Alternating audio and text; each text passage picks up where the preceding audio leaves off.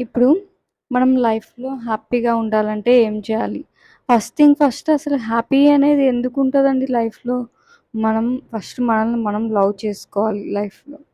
ఆ తర్వాత మన చుట్టూ ఉన్న వాళ్ళు మనల్ని లవ్ చేస్తారా లేదా అనేది మనకనవసరం.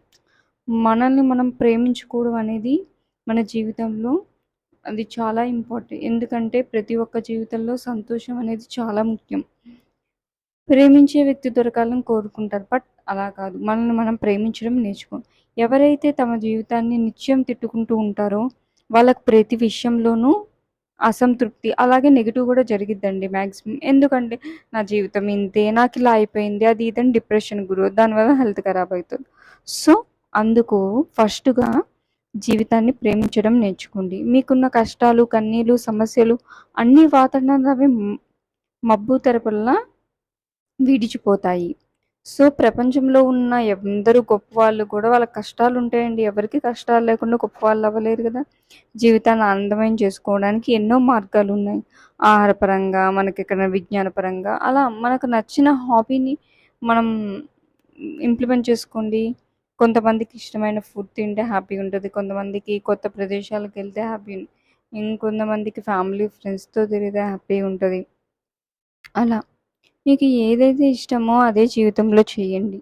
మీకు ఇష్టం లేని దాన్ని ఆ క్షణమే వదిలేయండండి. అంతే తప్ప జీవితాన్ని తిట్టుకుంటూ కూర్చోకండి. జీవితం ఒక అద్భుతమైన వరం. మనిషి పుట్టుకను మీరు ఇచ్చినందుకు ఆ భగవంతుడికి కృతజ్ఞతలు చెప్పుకోండి ఫస్ట్ థింగ్. చీమలాను, పురుగులాను పుడితే మన పరిస్థితి ఎలా ఉంటుంది? ఒకసారి ఊహించుకొని మన జీవితంలో గడుస్తున్న ప్రతిరోజు మన జీవితం నుంచి కొంత సమయాన్ని తగ్గిస్తూ ఉంటుంది. నిన్న మనతో పాటు నిద్రించిన ఎంతోమంది ఈరోజు కూడా ఉండకపోవచ్చు. అది జీవితం అంటే. అంటే మనకి ఈరోజు బోనస్‌గా దొరికిందని మనం చెప్పుకోవాలి. అది గాడ్ ఇచ్చిన మనకొక వరంలాగా ఫీల్ అవ్వాలి. ఒక్కసారి ఏదైనా ఆసుపత్రిని సందర్శించండి.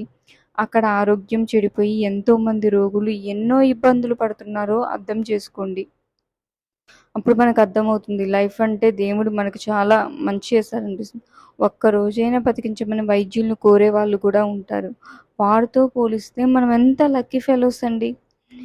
చూడండి ఫ్రెండ్స్, ఇది అండి లైఫ్ అంటే. మనకు ఆ భగవంతుడు ఇంకా లైఫ్ ఇచ్చాడు, ఇంకా సంతోషం ఇచ్చాడు అని మనం హ్యాపీగా ఫీల్ అవ్వాలి ప్రతి మూమెంట్‌ని. ఇంకా మనకిష్టం లేని పనిని ఆ క్షణమే వదిలేయండి. అంతే తప్ప వాళ్ళని వీళ్ళని మాత్రం తిట్టుకుంటూ ఉండొద్దు. ఇంకా ఏం చేయాలంటే మనం ఆనందంగా జీవించాలంటే ఫస్ట్ థింగ్ ఆరోగ్యంగా ఉండాలి. కాబట్టి జీవితంలో ప్రతి క్షణాన్ని ఎంజాయ్ చేయడం ఫస్ట్ మొదలుపెట్టండి. మీరెంత ఆనందంగా ఉండాలంటే ఫస్ట్ ఇదే లైఫ్‌లో చివరి రోజు. అన్నంత హ్యాపీగా ఉండేసేయండి. అప్పుడు మనకి ముందుగా ఆరోగ్యాన్ని కాపాడుకోండి. ఆ తర్వాత ఆనందంగా జీవించడం అదే అలవాటవుతుంది. ఎలా అంటే అరమరికలు లేని చంటి పిల్లలుంటారు ఎప్పుడు నవ్వుతూ వాళ్ళ లైఫ్‌లో వాళ్ళు ఎట్లుంటారు. అలా మనం కూడా చంటి పిల్లల్లా హ్యాపీగా ఉండండి.